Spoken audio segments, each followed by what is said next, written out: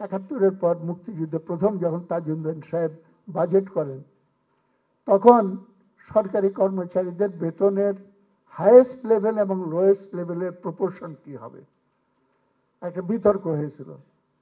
Should it be 1:5 or 1:6? আমরা ডাকসুর পক্ষ থেকে, ছাত্রদের পক্ষ থেকে আমরা বলেছিলাম এটা 1:5 এর বেশি করা যাবে না। অবশ্যই এটা মানে নেই, 1:6 করেছিল আর কি। 1:6ই করো। আজকে প্রধান উপদেষ্টার বেতন যদি 2 লক্ষ টাকা হয়, তাহলে পরে একজন পিয়নের বেতন তার 5 ভাগের 1 ভাগ বা 6 ভাগের 1 ভাগ যা হয় এর চেয়ে কম দেওয়া যাবে না। শ্রমিকের বেতনের জাতীয় নিম্নতম মজুরি দিতে হবে, এটা কনসেনসাস। শ্রমিক নেতৃবৃন্দ এখানে আছে, সাইফুল বলল, এটা তো কনসেনসাস সবারই। 25,000 টাকা ন্যাশনাল মিনিমাম ওয়েজ করতে হবে। কাজের বুয়া থেকে শুরু করে এনিবডি 25,000 টাকার বেশি হইতে পারে।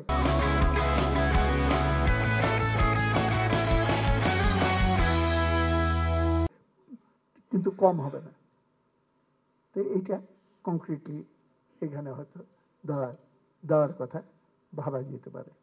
এরকম আরো 2-1টা সাজেস্টিভ বিয়েতে যেগুলো কংক্রিটলি আমরা তা সরকারের কাছে করতে পারি। লাস্ট পয়েন্ট যেটা আমি বলতে চাই, কথা অনেক মনের ভেতরে ঘুরপাক খায়। এটা একটা গণ অভ্যুত্থান, এবং গণ অভ্যুত্থান হলো, কমরেড লেনিন বলেছিলেন বা মার্কস বলেছিলেন, আমার ঠিক মনে নাই, যে বিপ্লব হলো শ্রমিকের উৎসবের অনুষ্ঠান, একটা উৎসব। গণ অভ্যুত্থান এরকম। আপনারা নিশ্চয়ই আমার সঙ্গে কেউ দ্বিমত করবেন না, প্রত্যেকটা নাগরিক, ছাত্র হোক শ্রমিক হোক, তার ভিতরে অফুরন সৃজন প্রতিভা আমরা কিন্তু দেখতে পেলাম। গ্রাফিটিগুলো ভালো করে দেখেন, সেইখানে প্রতিফলিত গণ অভ্যুত্থানের আসল বাণী। এবং সেটা গণতান্ত্রিক, সেটা দেশপ্রেমিক, সেটা অসাম্প্রদায়িক। আমাদের মুক্তিযুদ্ধ, স্বাধীনতা, এইটার প্রতি তাদের শ্রদ্ধা, এবং এইটার উপর দাঁড়িয়ে আমরা নতুন দেশ গড়ে তুলতে চাই। আমরা মুক্তিযুদ্ধের সময় গান গাইতাম, সেই গান এখনো গাওয়া হয়।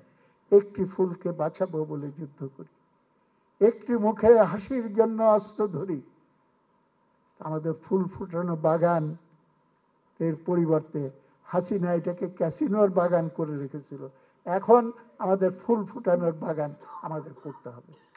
এবং আমি দৃঢ়ভাবে বলি আপনাদের কাছে, এটা ভাইবেন, সমাজ বিপ্লব ছাড়া বর্তমানে যে অসংখ্য পর্বত প্রমাণ সংকটে জমা হয়েছে, সেইখান থেকে মুক্তি আসবে না।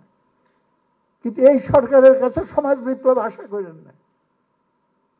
সমাজ বিপ্লব করার জন্য আমার রাস্তা, আমার আন্দোলন সংগঠিত করার জন্য মানুষকে বলতে হবে এবং সংগঠিত করতে হবে, এবং সেই দিকে আমার পথটা যদি আমি আরেকটু অবারিত করতে পারি, সেইটাই একটা বিরাট প্রাপ্তি হবে, এবং সেই দিকে আমাদের কনসেন্ট্রেট করা উচিত।